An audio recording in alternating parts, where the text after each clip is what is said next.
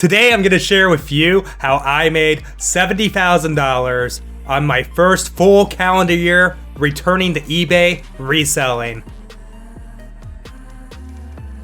Alright guys, so I didn't script out some crazy video here or anything, but I know I've been doing kind of a bad job of sharing my overall story with you guys. So I decided that I just kind of have a conversation with you guys, a one-way conversation, but I just wanted to kind of tell you my story. 9/11 happened in my junior year of high school. I ended up joining the Army in 2003, combination of that, always having intrigue of wanting to serve in the military, and the fact that, you know, my college would be paid for was a consideration as well. So I went in the Army in 2003, ended up stationed in Germany, which was awesome. I did one deployment to Iraq. It wasn't anything like insane in the sense of, you know, some of the stories that you'll hear on YouTube or anything. I guess with that being said, I still had some like anxiety and depression issues that off and on, I guess, during my life I've had to deal with. They kind of came to a head around that point. But still, I was looking forward and hopeful for a very bright future when I got out. So I got out at probably like late summer, I would say, of 2007. Went into real estate a little bit, invested, and didn't do extremely well, especially considering the way the housing market went in late 2007, early 2008 with the mortgage meltdown and the financial crisis. So I kind of got out of the Army at an unideal time, seeing with how the job market was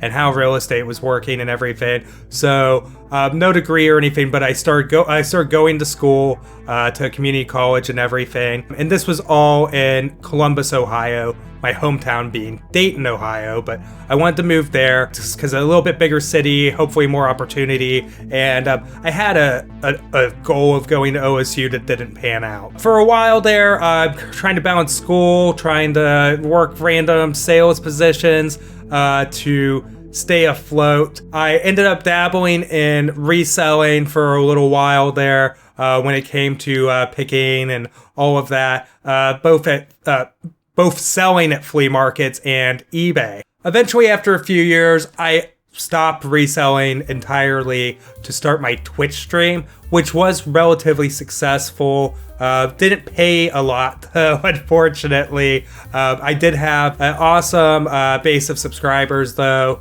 that helped me keep it alive for as long as I did. Ended up meeting my wife after 2 or 3 years of doing that or whatever.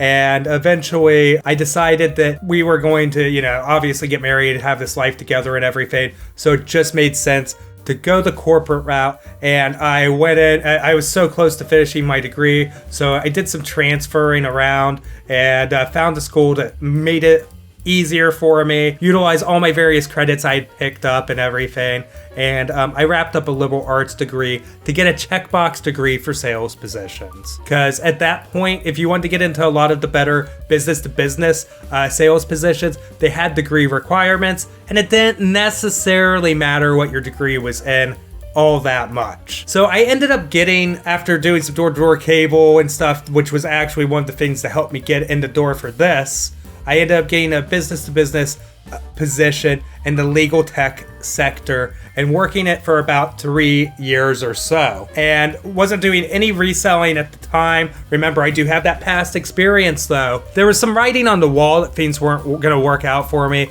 I'm not going to get like crazy into it or anything, but I did have a health issue and my numbers dropped during that. I tried to dig myself out of it. I did, but then the moment COVID hit, they put a target on me basically once the shutdown occurred. And basically, once the shutdown occurred, everybody said, we're not signing contracts right now.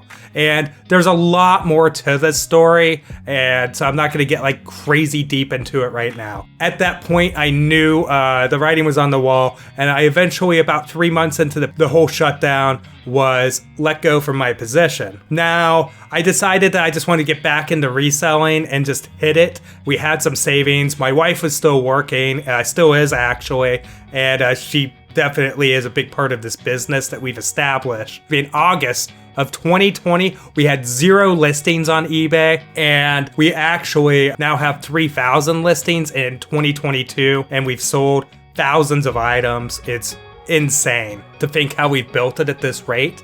And I just knew how I wanted it to do things. We got all kinds of shelving, bins, all of that, and I hit all kinds of different places, and you've seen a lot of the picking on my channel. I waited to start filming because I knew I wanted to do this too and share my experiences with you guys until the new store and everything was hitting 10K a month, because I just kind of had an arbitrary number that needed to gross that, and we were hitting that within like 2-3 months. Essentially, where I was sourcing was I was early into the establishment of an Amazon bin sale, meaning that I was one of the first people going there. So I was dropping hundreds a week. That's fizzled out now, and I don't really go to that specific store anymore, actually. Obviously, going out to thrift stores, yard sales, and I really had this goal in my mind that I had to hit the kind of money that I was making at my last job now, immediately, or I'm going to be a failure. And on top of that, not only do I have to do that with my reselling business, but I need to have a successful YouTube channel. And that's just the mentality I had.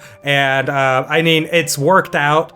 I will say that we have put insane hours into everything. Really haven't taken any time off in this whole span that we've been discussing. Yeah, we have had a lot of ups and downs when it comes to both the channel, filming considerations, trying to source customer service stuff, eBay customer service stuff, and all of that. And there's been a lot of ups and downs, but I'm proud of the first full calendar year, which would be 2021, back at reselling, that we were able to accomplish so much so quickly, and I'm super excited for what the future is going to bring. So I'm going to get into some numbers here, guys, for you. I don't have a teleprompter. I promised I wasn't going to go on some kind of scripted 25-minute video, and I'm not going to do that to you right now. So I'm going to run these numbers with you guys, and this is not like meant to be some kind of like tax advice, financial advice,